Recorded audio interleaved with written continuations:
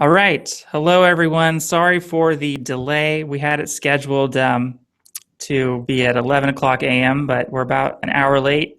We had a little scheduling problem, but I'm here with my friend, Matt, the author of Never Age, his new book.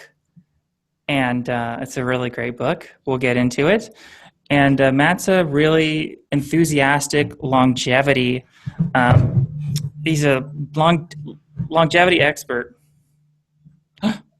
I'm hearing myself. Oh gosh, I'm hearing an echo. Oh, I know why I'm hearing an echo. Oh gosh. Okay, I know why. I had the page open on YouTube. Okay, that's solved. I just closed it. Boom. All right. So, sorry about that. All right, Matt. So, what new discoveries have you made in health since writing the book? And we're just going to have a chat about health. It's Longevity Day, everyone, in case you guys didn't know. And so I want to hear, Matt, tell everyone why you wrote the book and what was your motivation. And yeah, Okay. how you doing? Good, doing good, everybody. Happy Longevity Day. I'm excited. I had the scheduling problem was on my end. I thought I on my email it was 3 o'clock Central Time, and I go to bed very late. My friend is in town right now, and we just got here from Las Vegas. Drove for a really long time, and I pretty much I got to see Marcus. I got to see my friend Carrie and Mary Margaret. It was great vacation, but it wasn't really for that. It was actually work related. But at least during the trip, I got my hands on more information, which is also really good. Anytime I come across information when it's related to longevity, I'm very enthusiastic because I love to share it with everybody. A lot of people that I find are in the health field get really dogmatic. They get stuck in one area and they get really driven oh, I found the answer and it's all about antioxidants, or oh, I found this piece of the puzzle and it's glycation and it's always related to that. Or you'll find somebody that loves the brain health and they'll go full bore on brain health and they'll ignore everything else. What I've tried to do is try to look at it unbiasedly and think to myself, okay, this is just one piece of the puzzle and there's so many that are neglected. We have to combine all these different aspects together and really find out what's going to work best for us. If a person is following a low glycemic diet and a low glycotic diet, that's great, but that's just one part of it. And we need to look at this like it's the enemy, like it's the worst enemy that we've ever had. Well, how would you approach an enemy if you were training for a fight? You wouldn't just go and train in wrestling. You wouldn't just go be a boxer. What if your opponent's a wrestler? You have to be very well-rounded. And the ultimate enemy to us all is death. And I can't think of a harder or worse enemy to all of us because it's conquered everybody thus far. And if it hasn't, then I haven't met them. So what I've done is I've tried to write this book for you for the most applicable, applicable information that you can have as up-to-date as possible, because we have this amazing time that we're living in where we can really deduce the most scientific aspects of all the different plants around us, know the different alkaloids that are in a leaf, know how many tannins it has that it might inhibit some of the nutrients. So we've really had this aspect of dietary health and nutrition and in foods that we've never had before in history. So I've taken all the newest scientific evidence with the most, I would say, some of the best foods in the world and applied the two together to see how valid everything is, using microscopy as the base to have a look inside the internal invisible world that lives inside of us. And that's where my book was kind of rooted in the information that it has. Awesome. So you were talking a little bit about dogmatism, right, in diet, right? People find some diet and they think they've found the answer, the solution to everything, and there's a lot of dogmatism. Like, were you ever personally stuck in a dogmatic type of lifestyle or dietary choice that you regret now? Like, personally, I used to be like a fruitarian, and that was my form of dogmatism that I regret. I've kind of messed myself up with that diet. Have you ever followed any diet that you regret? I got lucky. I would say regret-wise, not so much because it didn't exactly hinder my health, but I did lose all muscle mass. Because when I started as a fruitarian also. I went for 2 years, pure fruitarian. I got lucky Oof. that I didn't choose any citrus, so it didn't harm my teeth. I was a caloric restrictor while I was a fruitarian, so that probably benefited me quite a lot more than the average person who's passing sugar past their teeth all the time, who's told not to drink, any water while they're eating fruit, because then that rinses the sugars off your teeth, so you're getting a little bit of protection from that. And you're told to eat literally pounds and pounds and pounds. So yes, I did fruitarian in the very beginning, and I regret how hardcore I went on that, because it was hard to regain the muscle, and it never came all the way back. Yeah, So hopefully if there's any fruitarians watching, well, there's only 2 viewers right now, but if any of you guys are fruitarians, learn from our mistakes so you don't make the same mistake. A lot of people, it's still popular on YouTube. This really, really, really high fruit diet is being, it's being touted by people like Durian Ryder. Just way too much fruit, way too much sugar, I think. It's not yeah, really balanced. he doesn't even follow it. So I just still don't know why he promotes it. It's kind of bizarre. You could eat lots of fruit, but to eat only fruit is detrimental long term, and you can get away with it in your 20s. I mean, frankly, the world's surviving on McDonald's right now, so a fruitarian diet is far superior. But same thing's going to happen at the end of that tunnel. That happens with McDonald's. Your health is going to be hindered from it. And what's really going to happen if it's 100% fruitarian, you're going to notice the wasting concept along with your body. The muscle is going to deteriorate because it's not anabolic. It doesn't stay in your system for very long. It's processed in about 2 hours when we're talking about the majority of fruits that exist. It's all acid. I know a lot of people say, no, watermelon's alkaline. No, it's not. Take a pH test, stripe it. It's acid. All fruits are pretty much acid. But in the body is what they're talking about. It might turn alkaline. It might convert your urine to alkaline, but it's not alkaline in the mouth. And so just constantly passing acids and sugars over the teeth, and with no nuts and no seeds, and it's just going to eat that enamel away. It's going to expose those teeth to damage and degradation. And It's that's certainly not a longevity diet, right? Anything with like high amounts of sugar, that's not good for longevity, because what I've heard is that too much sugar can glycate your body, right? And it contributes to diabetes and Alzheimer's disease. Now they've discovered that's actually type 3 diabetes. So if you eat too much fruit. Alzheimer's disease is type 3 diabetes? Yep, Alzheimer's disease. It's another name for it is type 3 diabetes. So that's very... I didn't see that coming, honestly. I thought it's something completely unrelated. Yeah. So we could get sidetracked on this whole fruitarian conversation for a long time, but I'm more okay. Let's talk about. You were telling me earlier that you are trying to figure out solutions for each of Aubrey de Grey's 7 deadly causes of aging, and you're trying to figure out dietary solutions with supplements and different lifestyle habits that we can combat all of those different deadly causes of aging. So this is super practical information for the Eternal Life fans. So let's hear some of your theories on how to actually solve these deadly causes of aging. Let's go through the whole list. That'd be great. I hope you have the list, because I didn't pop it up. I just woke up and came outside. So I can Google it. Let me Google it. You'll probably do a Google, and I'll answer each one for you. I've added it to the our information for later, and that's going to be great. And let me step back to the reason that the fruitarian diet does not work for longevity is because we don't have a single super centurion alive today that follows a high glycemic diet.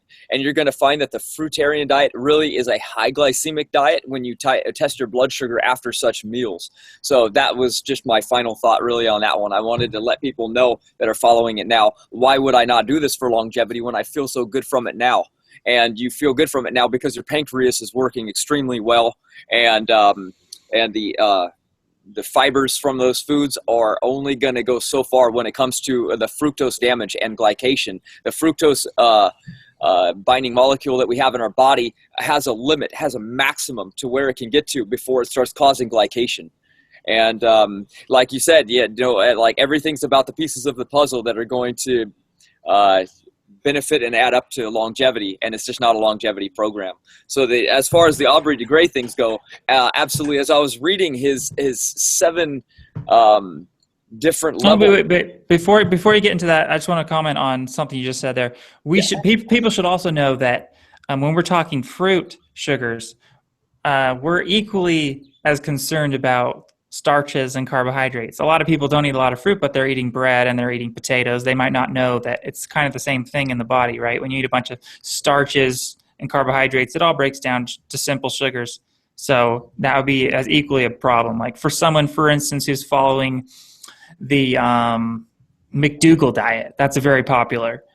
And that's just like tons and tons of starch and big piles of potatoes. It's ridiculous, and that could also contribute to these problems. But go on. It is ridiculous, absolutely. The high starch thing, as far as us being carbivores, that would be an example of us what we kind of are. But but to move that into starchivore is kind of crazy because of the fact that starch robs the chlorine molecule from your body, which produces hydrochloric acid, and then you're going to introduce something to your body that's going to require some hydrochloric acid for very digestion itself.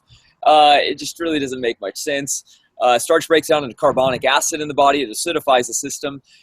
Starch is just an overall detrimental element. I mean, I go over it in the book Never Age. I've made videos on it in the past. I'll have to re-upload some of those.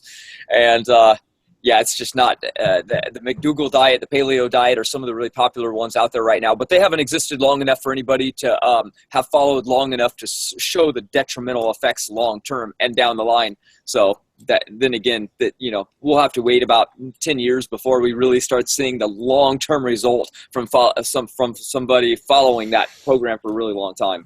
Plus, if you're always eating starch all the time, you never get into ketosis. Ketosis has a lot of health benefits that That's people right. who are always putting sugar into their body, and when you're eating lots of sugar, you generally tend to eat more, and there's you can't go as long between meals, right? You're eating sugar, you kind of get a blood spike, and then you crash a little bit, and then you want more food and you want to do more meals, right? That's right. That's a matter of fact what we were going to touch on later when you said what new information have you come across, and I've actually found the glucagon, and glucagon is an element in the body that teeter-totters with insulin. So you have an insulin spike, glucagon goes down, and we want that as high as possible for longevity. And especially when it comes to eating a polyphasic eating style where you're eating within a short window period of time based on the intestinal tract design, the timing of food, and to secrete human growth hormone to really kind of benefit, to get the most out of your autolysis and autophagy. So to really get that, you're going to want to be removing those foods that spike insulin the most as possible. That's why bodybuilders love these hormone spiking insulin foods, because they're using it as a steroid to grow. And that's not longevity, that's for growth. And once we pass that stage in life, it's not really applicable to be consuming these IGF-1 growth hormones that are found in dairy products, these things like insulin spiking things that we find in the bodybuilding world that are high glycemic foods. We want to avoid those type of things and be on the longevity program. And when you're eating a higher fat diet as opposed to a higher sugar diet, isn't it so much easier to do intermittent fasting? I've found personally is when I eat a higher fat diet, getting more of my calories from fat, I can just go so much longer between meals, and you end up just fasting a lot of the day, which is going to have huge longevity benefits. That's right. Absolutely. I mean, the fasting thing is huge. Fat has to drain through the lymphatic system before it's ever spiked. For instance, protein would probably be some of the faster ones, depending on the type and depending on how it's cooked or processed or anything like that. I mean, a lot of people go, well, just eat it raw. You can't eat meats raw. The parasites, the toxicity levels, the dangers and hazards, the bacteria, what it does to the microbiome, so damaging to the body. Why anybody would do that? It's crazy. So then you have to. Well, it's delicious sometimes. And the body assimilates protein by removing water first. So a lot of people, they eat their meats and that are cooked in water to avoid glycation. Then it has to remove the water before it absorbs it. So it's just we're talking about the faster foods like this don't allow the body to really be a polyphasic eater with great success for the future. You would need a higher fat content because the fats are really, that's how our hormones are run. Our liver is surrounded by lecithin, a type of fat. Our brain is made of fat. Our heart pulsates because of fats. And people that remove these fats from their diet are really at a detriment just from that single fact alone. So, yeah. Speaking of raw meat, you reminded me of Ognis Vonderplanitz. Has anybody heard of him? He eats raw meat, and it's like not only raw, but he like rots it, and it's like molding and filled with parasites. It's crazy. He died recently. Unfortunately, yeah, he died. He fell off a balcony in Thailand. He didn't die from his diet, but that's pretty crazy that he can eat all those parasites and moldy meat, and he's fine from it. It's pretty amazing, and he has quite a big following of people who are actually eating rotten meat, and they're not dying from it. Well, yeah. I heard someone speak in the background. Who was that? That was me, I believe. Yeah, what did you have to say about that? Well, first and foremost, why people do eat raw meat, because some meats are quite delicious when eaten raw. And as for parasites, which Rowan mentioned, I mean, do you mean parasites as in actual parasites like worms, or just maggots from flies?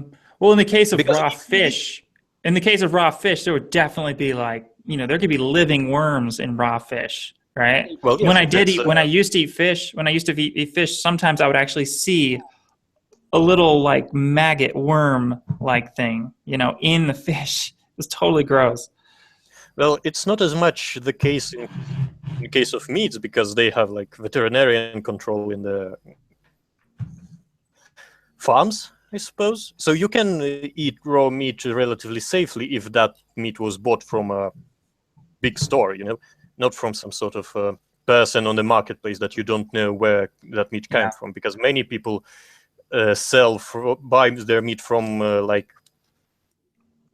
in villages, from people, not from farms, huge farms, professional, but from these people who just have a cow. They cannot sport it anymore. They just slaughter it and sell it for some measly money. Yeah, in this stuff you can find anything, but in huge stores it's relatively safe. I would say it's safe. Without relative. And it's probably the safest if you were to buy meat from a healthy source, I'm guessing, like a grass-fed cow. If you're going to make like some raw beef burger, you want a grass-fed, free-range cow as opposed to another cow. I don't know about that, because when they free-range, some parasites, well, how do parasites infest cows? Cows shit on grass. The larvae of parasites attach themselves to grass. Then the new cattle eats it, and then they are, contaminated again. So in this regard, it would be better to not eat from the free roaming. Oh, that's an interesting idea. Yeah, it could be like the same reason maybe why farmed fish or farmed seafood would maybe have less of a parasite risk than a wild fish or something. Of course. That. Same principle. I'm sorry for my English. I'm not native. Oh, you're good. Okay, let's talk a little bit about back to the subject of the 7 deadly causes of aging. I'm curious.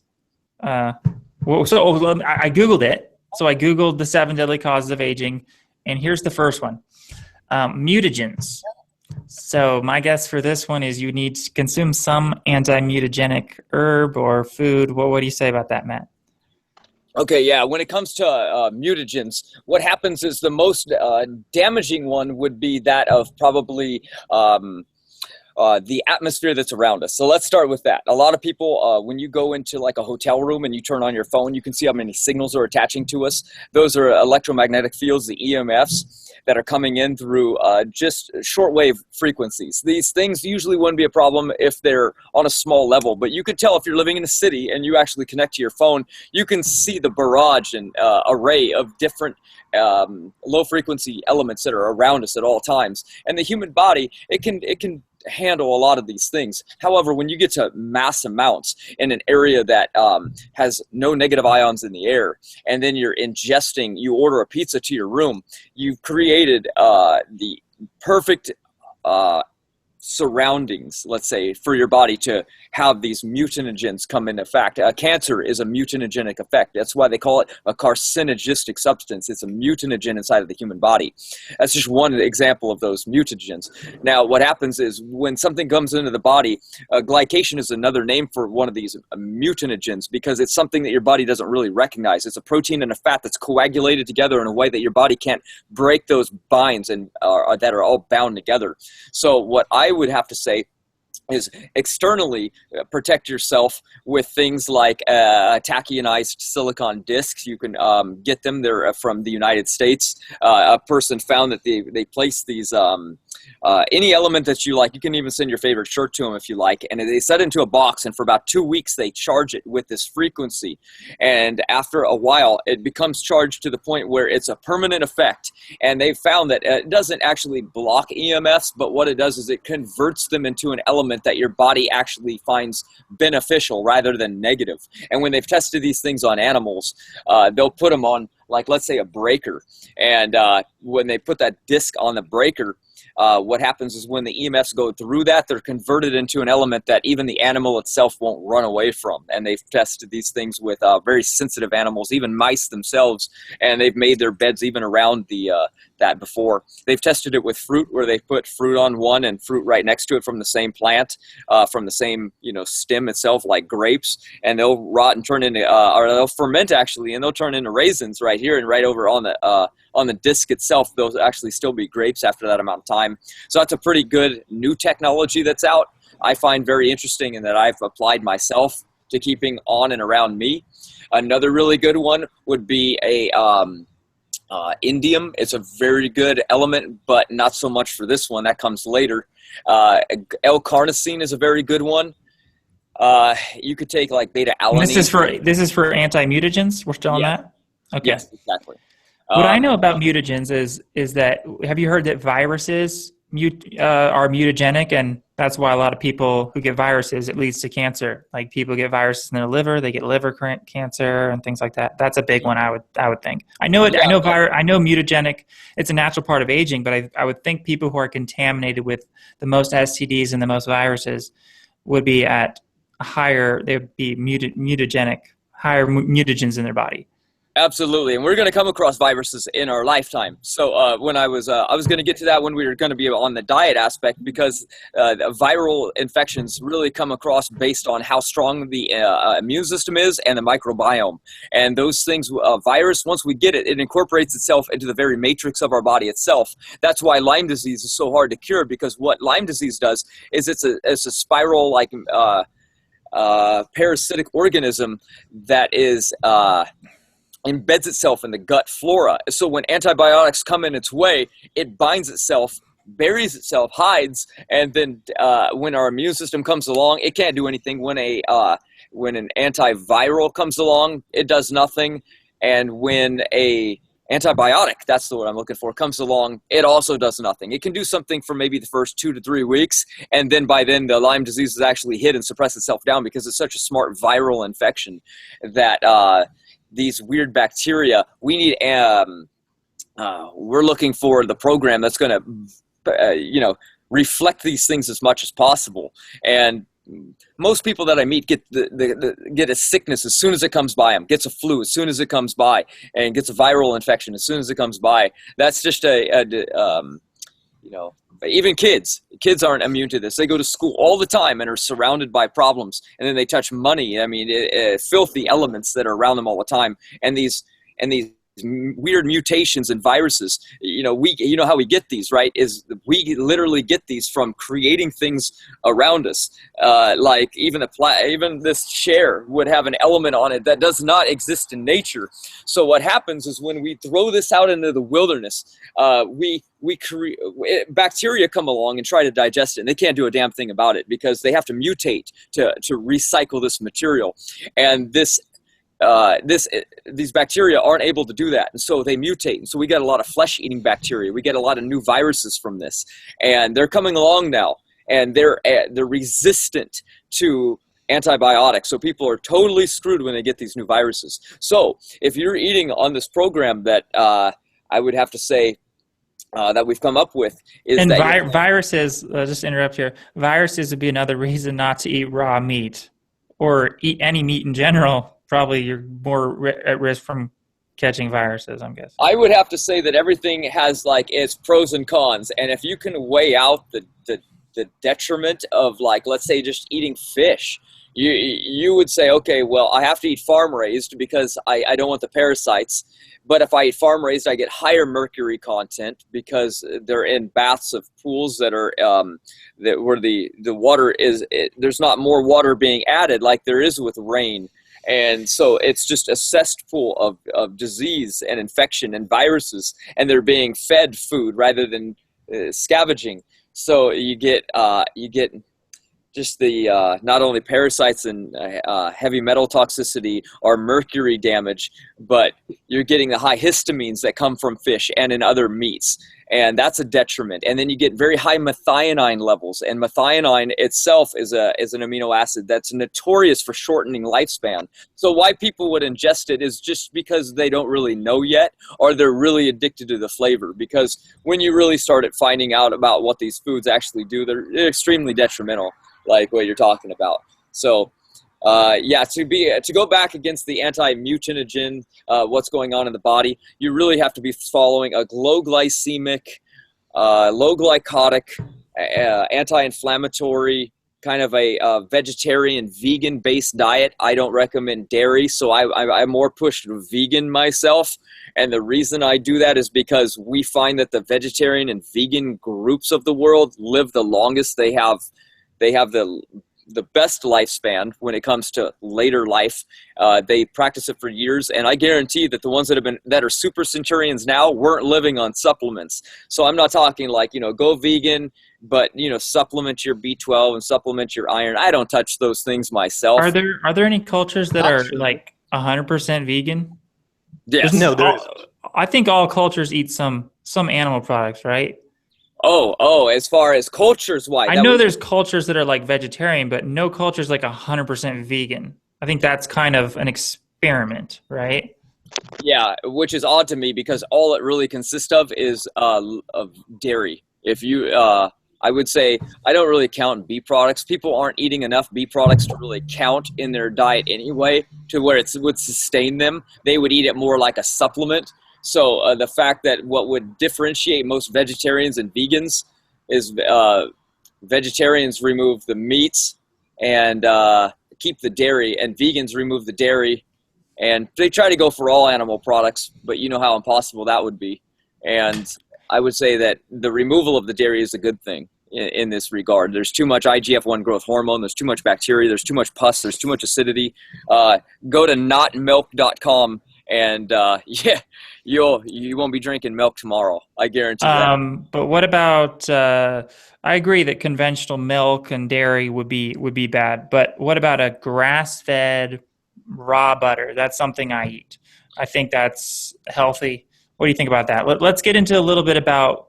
Sure. The idea of some healthy grass-fed dairy. What do you think about that? Because there's no IGF-1, right? IGF-1 is only in the protein. It's not in the oil. It's not in the butter. Exactly. Okay. I would say that out of all the elements to consist out of the dairy products, butter would be the best because you're getting some vitamin K from it. Now, if your body doesn't convert this from the nuts and seeds that you eat, by all means, it's really good. I'm a converter, meaning I like my body to do everything that it possibly can to survive on its own.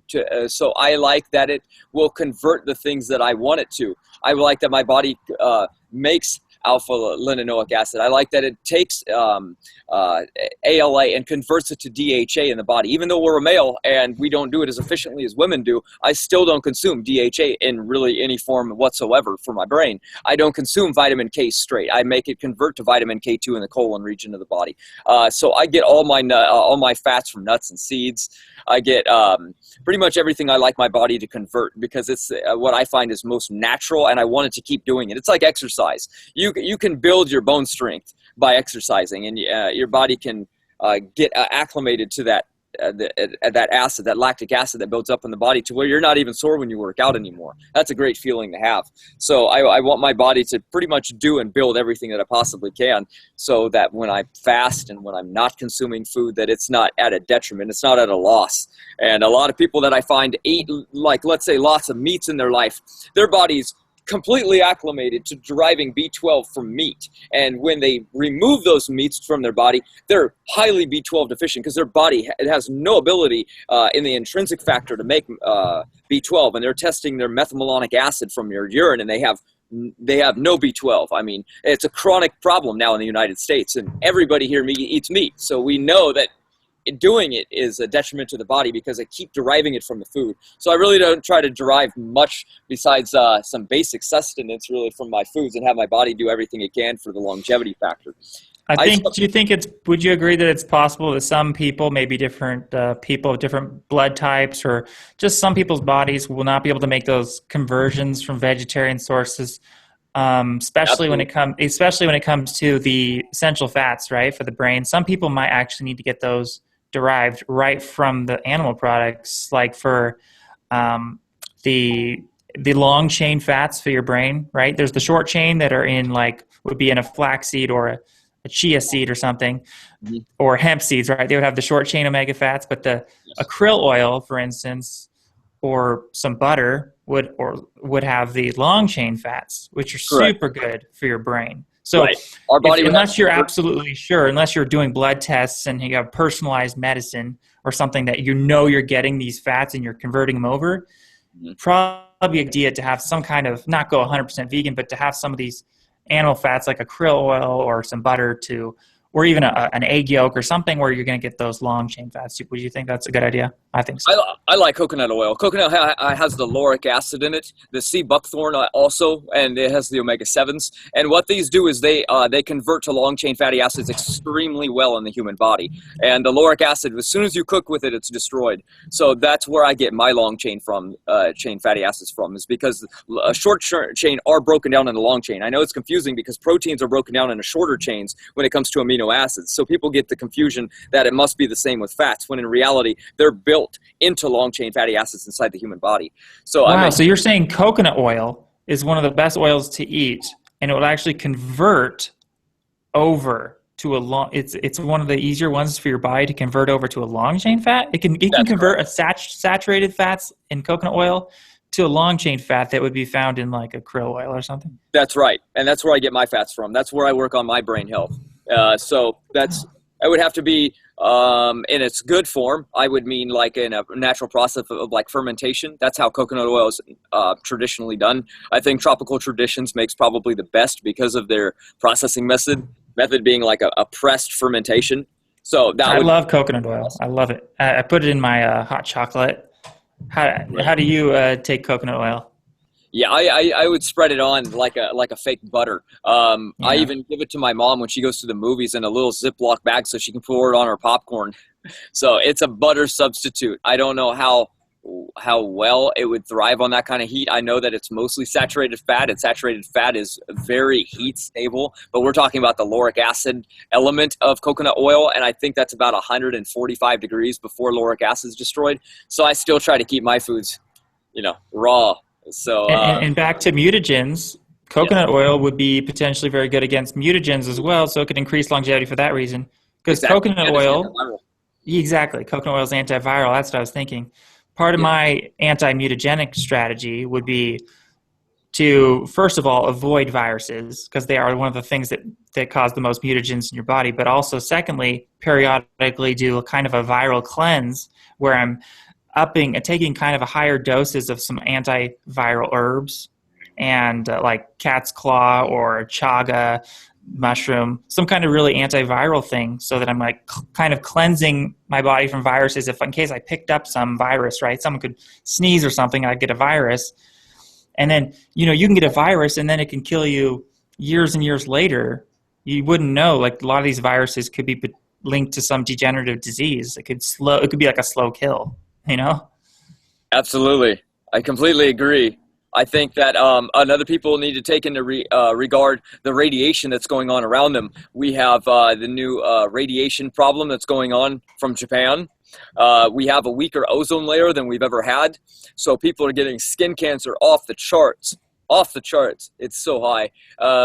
And why the sun would now start damaging us is unique. You know, we had Native Americans living outside permanently. And I don't think they're dying of skin cancer in their 20s because of this. So it doesn't really make much sense as to why so much damage is going on. So we have to take in now radiation as an effect. I would have to say that the best thing when it comes to radiation protection in the food world, before we get into supplementation, would be we have the fruits and berries. The berries are the best because they have the most pectin.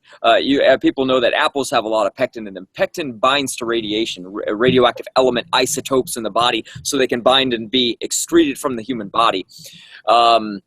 There are other supplements as well. The best being Rad Neutral. You can find it online. It's one of the best because you only have to take it once, and it incorporates itself into the microbiome of the intestinal flora. And as the gut flora regenerate themselves or die off and they clone themselves and go through apoptosis and mitosis, what will happen is that they actually remember the frequency that was assimilated into themselves by this Rad Neutral. So they've actually found that only after 30 days of injecting this water with this frequency, that your body never has to consume it again, and it completely protects it. I beg your pardon. Frequency of what exactly? It's a water. It's a tincture extract that you can get. It's only a 1 ounce or 2 ounce vial of water that's been structured with something called. Hold on, I'll get it. So it's basically this. How was it? Hemato. Oh God damn it! What? The tachionized. Not hematophilia. No, it's not tachionized. I mean, this kind of homeopathy. Is that essentially this? Homeopathy is actually very weak, and I don't believe in it, nor do I promote it. I mean, it's rightfully so. But I like that you know it. Yeah, homeopathic is more like, okay, I'm going to be around some mercury, so let me ingest a little mercury so that my body doesn't die when I come in contact with lots of mercury. So no, this isn't a homeopathic thing. This is have you heard of this is sorry to interrupt, but have you heard of hormesis, the hormesis effect, where when you get little doses of toxins, like small doses of toxins, can actually trigger the immune system and trigger the body to react in positive ways, where it can like heal the body or detoxify if you kind of expose your body to like very small doses of toxins. Have you heard about that? It's called hormesis. Yes. It's really interesting.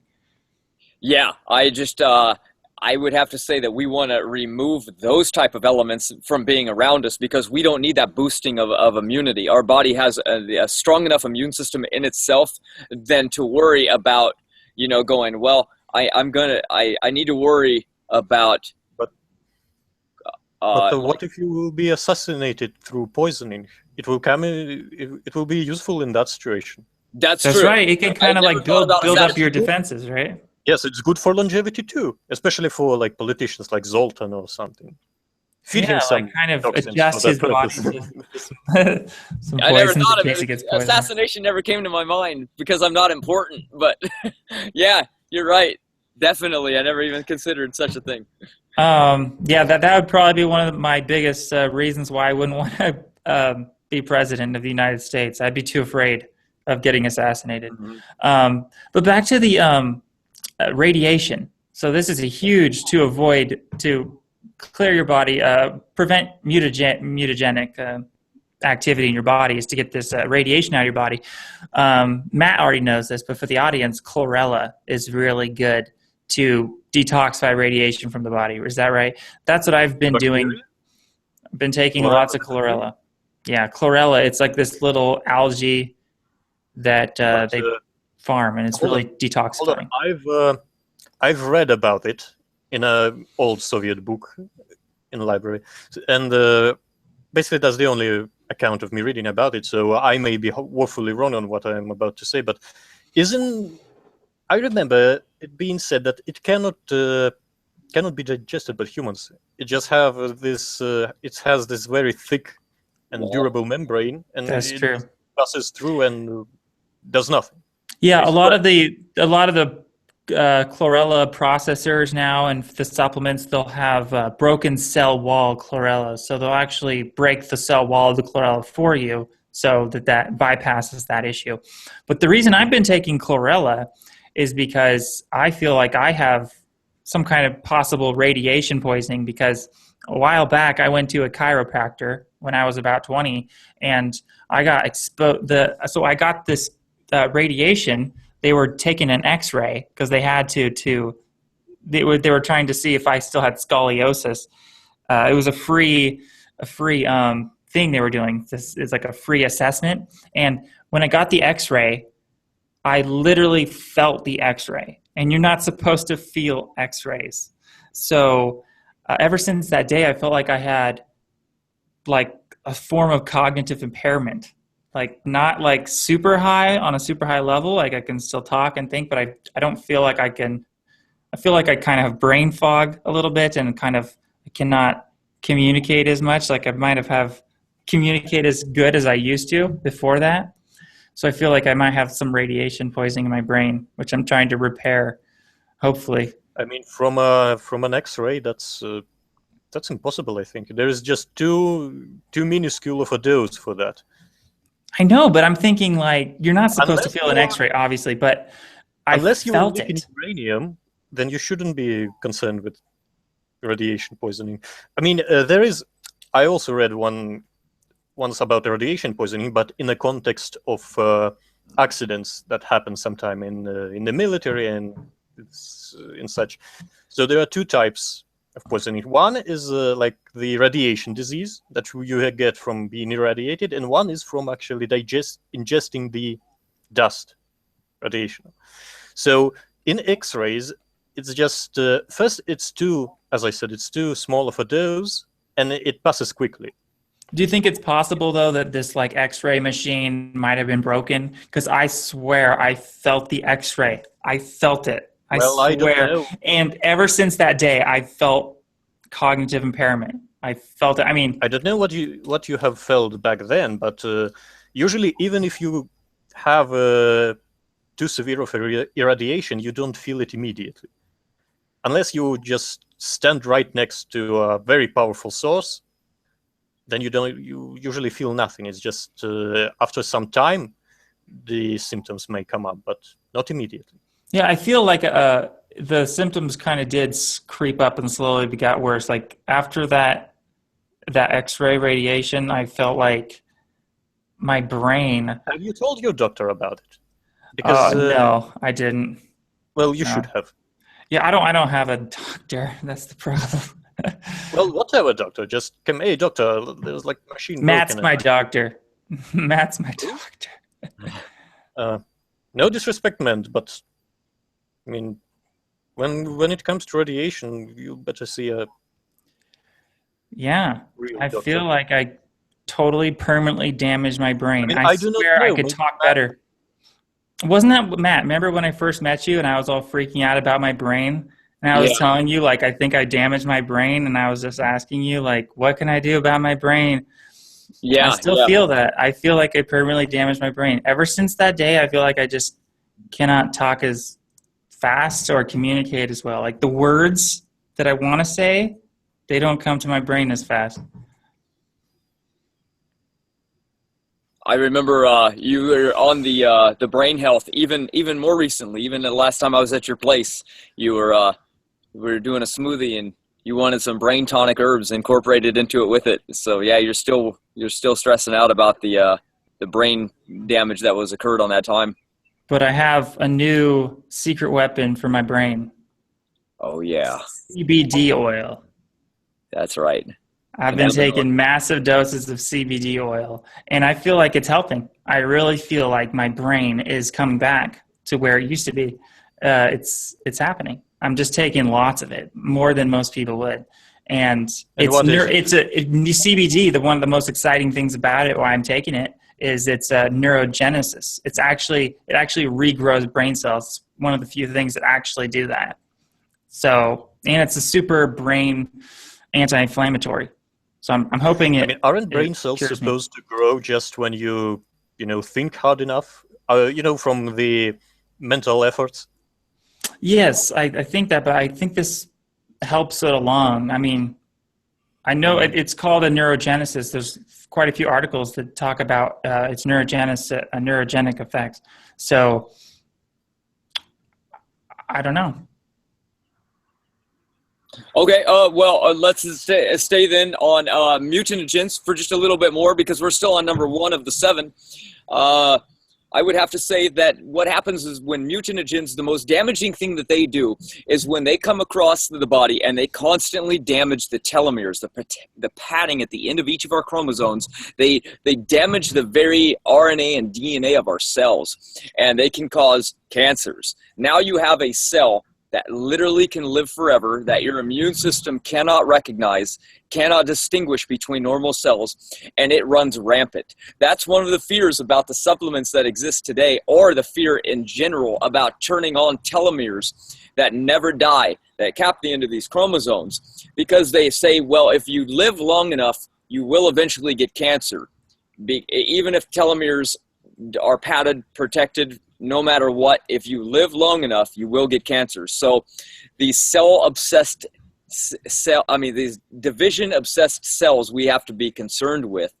And the program that we've devised is anti-carcinogistic as much as humanly possible. Supplements aren't necessary, but they're very helpful, and herbalism is very good, because we can take in these new these plants considered superfoods. I guess that's the only thing I would call an herb, is that it's classified as being a medicinal tonic that you can take all the time, that would benefit and increase your lifespan while protecting you from these mutagenic principles that are coming in contact with the body.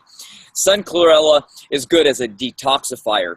I think to answer that guy's question was that I think about 65% is digested from most broken cell-walled chlorellas that are on the market today. Nothing is 100% digestible from that, but they found that it's a really good heavy metal chelator. So we're around lots of elements living in a city, like lead and nickel and aluminums, that when these get into the body, a lot of people have trouble removing them from their system, and chlorella is that element that can really push these out of the body better than the body can do by itself. So if you had any thoughts or input on this topic, the telomeres. What I know about telomeres is astragalus. That's the herb I take. I know a lot of the telomere supplements are like some kind of astragalus supplement, but they're ridiculously priced and unaffordable. So what I just do is I just take whole astragalus, buy the herb, and then just make a tea out of it, simmer it for 20, 30 minutes, and, quite a bit of it. I take a lot of it because, it's not an extract, so naturally you'd think you'd want more to equal that kind of extract power. And astragalus is just one of my favorite herbs in general, and it's supposed to be good for that, so as I know. I love it. Yeah, I have 3 more in my book, and another. Here's a few more for everybody out there. Just straight minerals themselves. Magnesium turns on and activates telomeres as well. Magnesium is very low in the average person. In the United States, I think 92% of the population and 96% are magnesium deficient. I guess that's because nobody really eats whole foods. They eat processed, and magnesium is really low in the grains and in the meats and in dairy products. They're more calcium oriented. They're calcium high, and magnesium and calcium are independent of themselves. I think the ratio of calcium and magnesium is 1 to 2, magnesium being the 2. So the ratio is very imbalanced right now. But the imbalances are everywhere in people. So this isn't just like some magical thing. It's in sodium to potassium. It's in a lot of omega fatty acid ratio. So. And normally, where do you get magnesium from? Chocolate. That's the best source. If anyone wants to know how to make healthy chocolate, I did make a healthy hot chocolate video on this channel. Search the channel for chocolate, and you'll find it. Chocolate's Well, amazing. aside from that, what else Who's up? Me? aside from chocolate? Matt, what's for magnesium? Okay, magnesium. Well, Pumpkin seeds, right? Pumpkin yeah, I seeds. would love people to get on hemp seeds, pumpkin seeds, and let's avoid sesame seeds and sunflower seeds because people might eat those with foods, and I don't really want those two around other meals because they have they block some fat absorption, not from themselves but from DHA.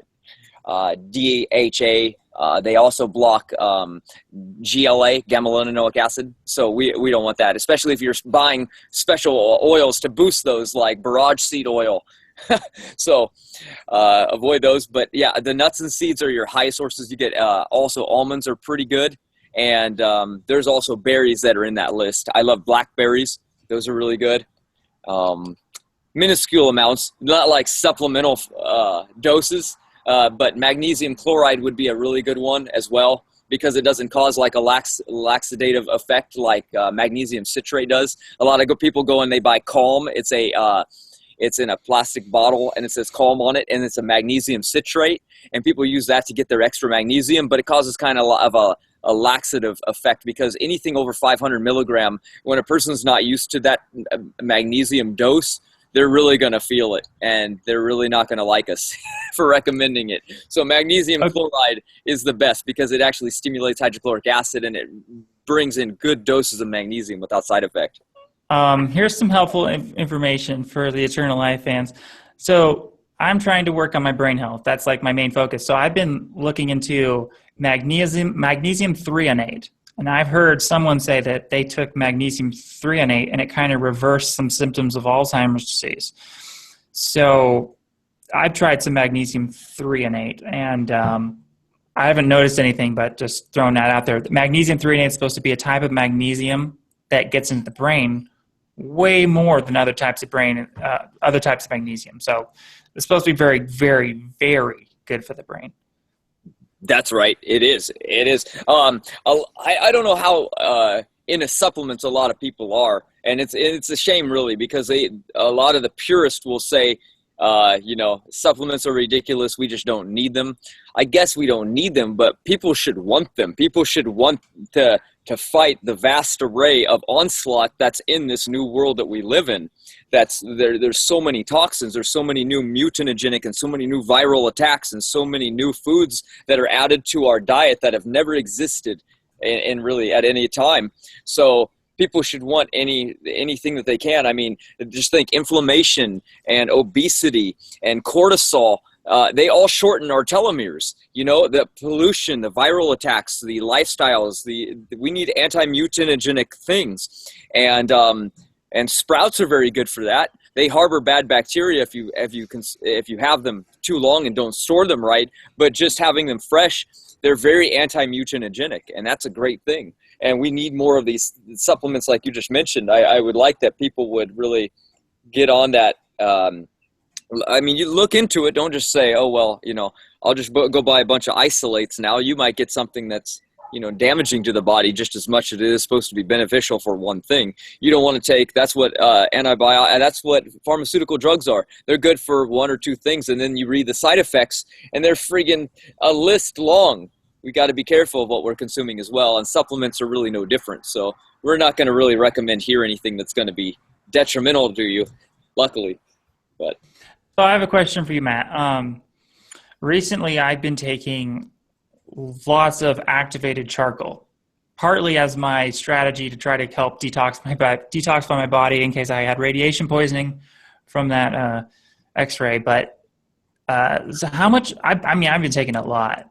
From what I heard, you can't even overdose on activated charcoal, and it's just really, really good just to take lots of it, just as a general detox strategy.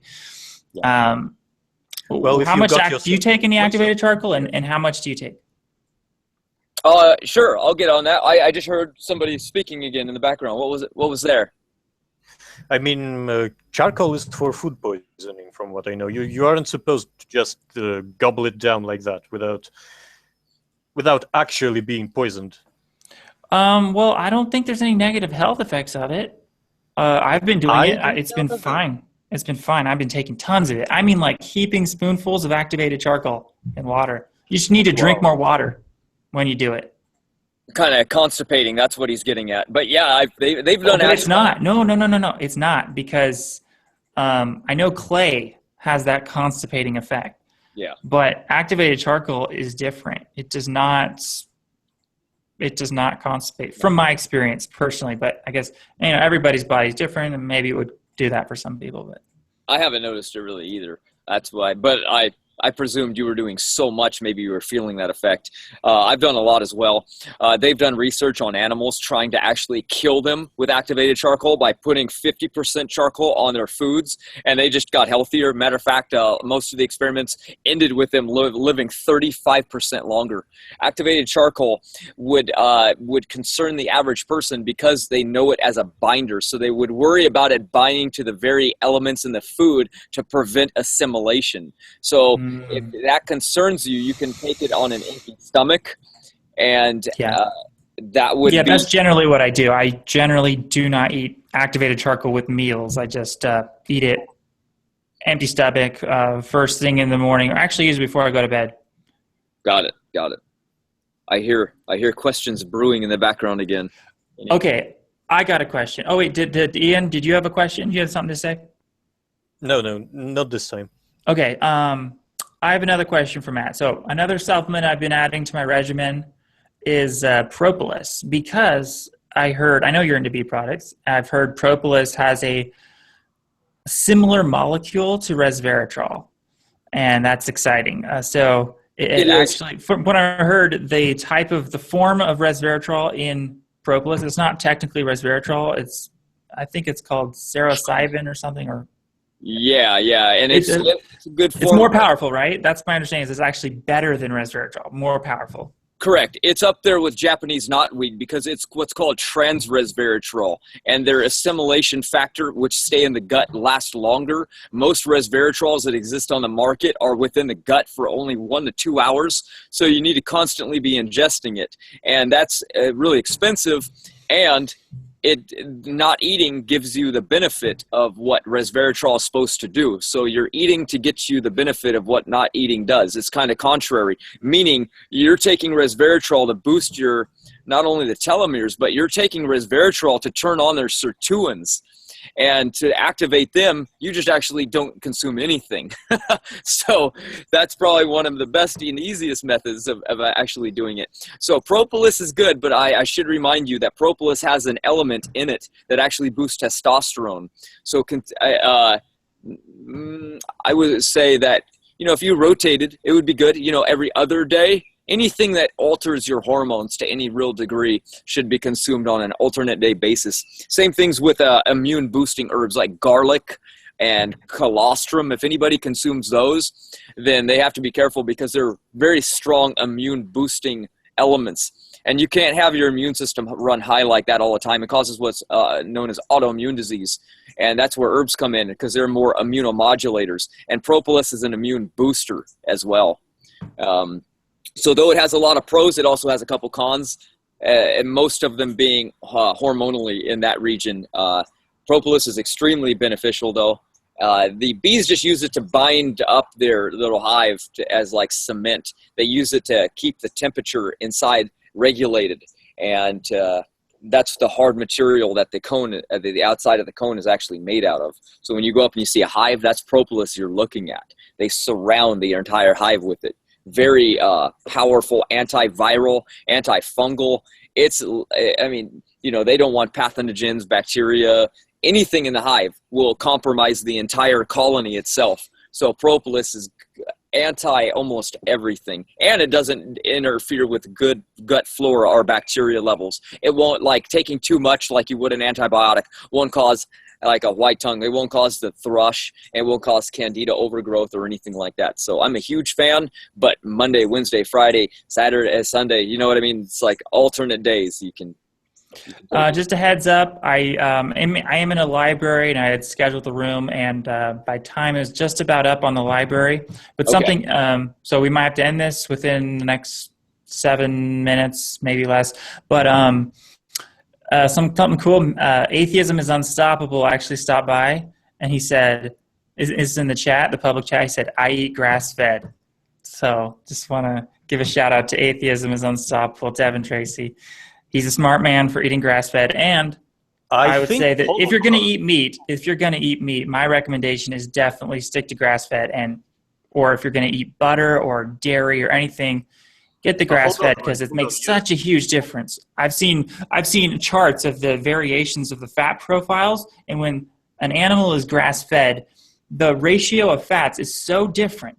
It is literally, it's like you're looking at a different food.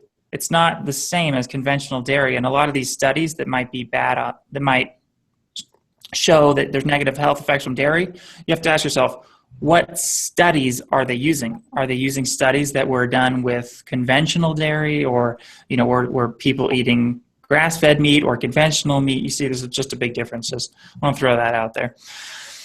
Great. I heard the guy in the background going nuts on that one. What do you have to say? You've misread what he actually wrote. He said, "I eat grass-fed grass." So I think he actually is sarcastic about it. Oh. Well, wait, no. Oh, he did. You're right. Cannibal grass. He's cannibal grass. It's my brain. I'm telling you, it's my brain, man. It's not working. All right, so I guess we could wrap this up then. I know we missed the other 6. We can get into that on the next one. We'll do it. The next time Rowan gives you a date, we'll do it. I don't care when it is. We'll try to every hangout. We'll try to cover at least one of those 7 deadly causes, and we'll have many more hangouts to come. And Sure. Did I miss any before we end this? Did I miss any questions in the chat? Any questions? I'm just trying to read over some of the questions. Absolutely. I don't see that I got any questions. But anyways, in future hangouts, we'll have more audience engagement. We'll have some more hangouts as well with just Eternal Life fans, and anyone who wants to join. We'll just have health hangouts and Eternal Life fans discussing strategy and how we're going to live forever. That's what this is all about. So let's get some people with a couple good habits before they leave. I would like everybody to think about when they go to the grocery store the next time, shop the perimeter of the grocery store. That's where you're going to find your fresh, perishable foods. When you start getting down the aisles, you're going to find a lot of boxed goods and things that are really just not as beneficial to the body as you would when you really hit the perimeter of the grocery store. When you get home and it is actually time to eat, if you plan on having dessert that night, try to consume that first. Sugars are really broken down much quicker than other elements in the human body, and a lot of people eat those last, as known as dessert here, especially in America here. And what that does is that causes lots of gas and bloating and fermentation problems, and that allows the immune system to be compromised a bit. So I am a huge fan of allowing people to eat dessert first. And try not to drink a lot of liquids when you eat your meals. That weakens your hydrochloric acid, and then it requires people that think they need Tums, which neutralizes acid anymore. And it's just a steamrolling effect for people's health to be compromised down the line. And we're all about longevity, so think about tomorrow rather than today. Don't be so that's fine, I feel great. Yeah, of course, you're friggin' 20 years old. So let's get in these habits now so that we think about tomorrow and not so much about just instant gratification. That's all our people that watch and, go to YouTube, look at the videos. If they're under 2 minutes, they're thousands of views. Get anything over 10, there's no attention span anymore in people because it's instant action for people. So let's get some good habits on there. Matt, before we end this, why don't you plug your YouTube channel, your new one, because I know it changed, and maybe some people don't know that your old one got deleted, and now you have a new YouTube channel, and your website, rawmatt.com, where people can get your book. Sure. So, yeah, you can find my book. Tell us about the kind of videos you'll be making on your YouTube channel. Let's get people excited about, get people to subscribe to your channel and stuff. Sure. I'll make a video on any topic. However, recently I've been actually making some very unique and obscure videos, which is really outside the realm of what I do. My channel is called Pure Health. I'm going to change it later to Raw Matt, but I can't do that for almost 3 months. So I think I have 2 left, but for right now it's called Pure Health. And it's actually not too health oriented. I've made a lot of health videos, and when I literally I talk trash about some health gurus like Durian Ryder and Freeleon. They're destroying people's health. And so they had such a big following, it got my channel shut down. I'll just say it, I don't care. So I've come back. I only have a few health videos right now, but you can find me even if you go into YouTube and type in Raw Matt. I should pop up. The channel's name will be Pure Health. I have rawmatt.com, RAWMATT, and you can find me on Eternal Life Fan Club as well. And we are like kind of just a small group of people that are just kind of trying to get everybody excited and influenced about the potential of extreme longevity that's just right around the corner for us, whether or not it's coming technological or scientific. It's coming no matter what, and people don't really see the possibilities happening, even though it's occurring around them right now. So my videos right now are touching on things like even from giants of the past to conspiracy theories. And I don't get in, I don't think the earth is flat, and I don't think, there's just some weird ones out there. I'm not really getting into a lot of that stuff. I have my own thoughts on these, but I definitely am in the conspiracy realm right now. All right. Have you re-uploaded that one on Durian Rider to your new channel, or are you too afraid to do that? I had to. I made a new one. I made a more violent and more aggressive one because he. And I told him, if you shut me down again, the next one will be even more violent and more aggressive. And you can keep doing it, but I'm going to keep getting worse and worse. So he's just left me alone. If you look on the subscribers, he's in there too. He watches his own videos of my hate. And when people bring him up, he's got nothing to say about me. It's kind of funny to watch him just stutter when they go, "What do you think about Raw Matt?" Yeah, well, he must have just bought his views in the past. That's it. It's all he's got on me. It's kind of funny. Well, I mean, he's an interesting case, because what he's promoting now with this sugar, and he's promoting even drinking Sprite. Yeah, he had Sprite for breakfast. Yeah, he's not concerned about longevity. Obviously, I think he says in his videos all the time that life is short. That's like a quote he's commonly said. Oh, life is short. See, she's not planning on living forever. So, for the people out there, don't take advice from someone who's not trying to live forever, who doesn't have that long-term, goal in mind. Because but we'll have to talk more about Durian Rider in future conversations. Yeah, that'll just get me set off anyway. Or maybe we'll have to invite Durian Rider into our chat, and we'll have like a little debate. I'll be the moderator. Yeah, try. That would be awesome. I'll pay to do that one. All right, so I think I have to leave here. So that's it. Oh, for the final thing here is that if anyone wants to be involved in future Hangouts, Eternal Life Fan Hangouts, what you want to do is you want to subscribe to my email list. And if you subscribe to this email list, what I'll do is I'll send out invites occasionally when we schedule future Hangouts. So to subscribe to that email list, what you want to do is email rowan@eternallifefan.com. And that will get you subscribed to the email list. I'll also put that email in the description of this video if you want to subscribe. And I'm looking forward to that. I'm looking forward to more Hangouts and just getting to know more Eternal Life fans, and we'll have lots more fun conversations in the future.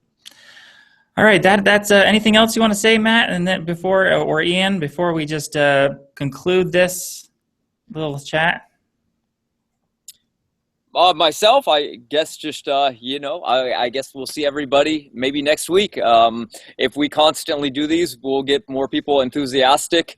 And I love questions, comments. Bring in your ideas. The more we have, the more we can open up our mind and become more broad spectrum about how we can defeat this. This is beyond, the flu. It's beyond cancer. These things are minuscule. We'll figure the answers to those out in a very short time. But death, that is the ultimate enemy to us all, and we need to really attack it like it is the enemy. And people don't really see it that way until it's on their doorstep, and we really need to get them conscious enough to think about tomorrow rather than just today. You can say that again. Death is the worst. The worst fate. Don't let it happen to you. All right. May you all live forever. We can do it. We can live forever. Living forever is possible. That's the end. Thank you very much, everyone. And once a week sounds great for the. At least once a week. We'll have to do one of these at least once a week. But anyways, thank you everyone for hanging by. Thanks, Ian, for your input. And thank you everyone in the chat section. And we'll do these. We'll do some more. But that's it. Thank you very much. Goodbye. See you later, guys. See you later.